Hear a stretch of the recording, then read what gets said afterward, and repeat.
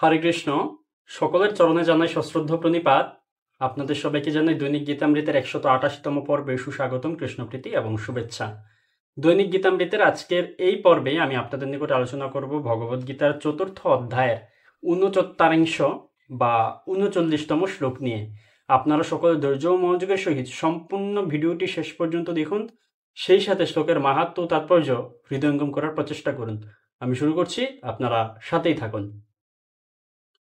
ওম নমো ভগবতে বাসুদেবায়, ওম নমো ভগবতে বাসুদেবায়, ওম নমো ভগবতে বাসুদেবায়।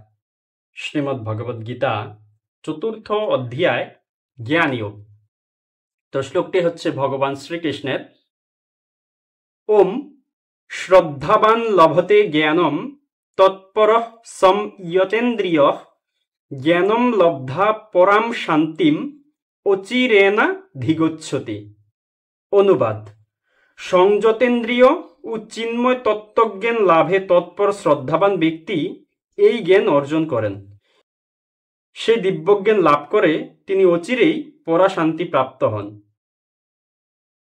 এই শ্লোকে ভগবান জ্ঞান লাভের যোগ্যতা তিনি বর্ণনা করলেন। পূর্ববর্তী শ্লোকগুলোতে আমরা দেখেছি যে তিনি জ্ঞানের বিশেষত্ব এবং জ্ঞানের বৈশিষ্ট্য তিনি বর্ণনা করেছিলেন।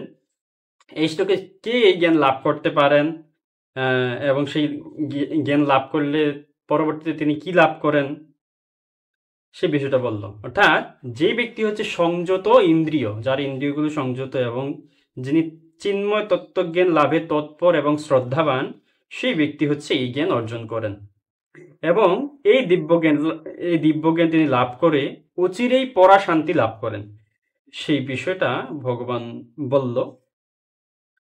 তো এই শ্লোক সম্বন্ধে শ্রীল প্রভুপাদ কি মতামত প্রদান করছেন সেই বিষয়টা আমরা তাৎপর্য থেকে দেখে নেই। তাৎপর্য: যিনি সুদৃঢ় বিশ্বাসের সঙ্গে ভগবান শ্রীকৃষ্ণের প্রতি শ্রদ্ধাবান, তিনিই কেবল কৃষ্ণ ভাবনামৃতের এই জ্ঞান লাভ করতে পারেন। শ্রদ্ধাবান তাকেই বলা হয় যিনি বিশ্বাস করেন যে কেবল কৃষ্ণ ভক্তি সাধন করলে সমস্ত কর্ম সুসম্পন্ন হয়।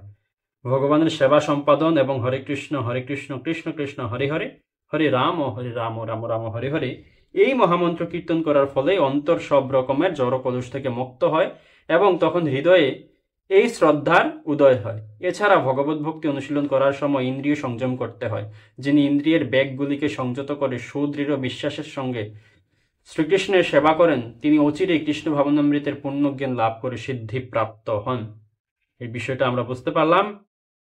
তো আজ এই পর্যন্ত। এতক্ষণ ধৈর্য ধরে ও মনোযোগ সহকারে আমাদের সাথে থাকার জন্য এবং গীতামৃত শ্রবণের জন্য আপনাদের সবাইকে জানাই অসংখ্য ধন্যবাদ এবং বিশেষ কৃতজ্ঞতা। এই শ্লোক পাঠে, উচ্চারণে, অনুবাদ প্রকাশে কিংবা তাৎপর্য বিশ্লেষণ সহ যে কোনো কিছুতে কোনো রকম ভুল ত্রুটি হয়ে থাকলে আপনারা সেটা ক্ষমাসুন্দর দৃষ্টিতে দেখবেন।